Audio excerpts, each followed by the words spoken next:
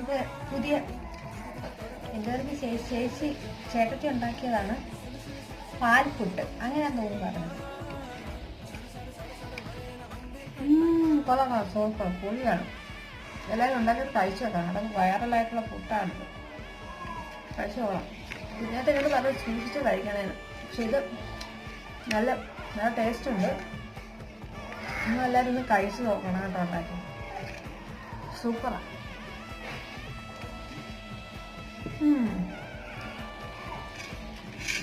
പായൽ കപ്പലോടും നല്ല രസമുണ്ട് കഴിക്കാൻ. സാധാ പുട്ടുപോലെ അല്ലേ പുട്ട്. നിങ്ങൾ ട്രൈ ചെയ്ത് നോക്കി കഴിക്കണം.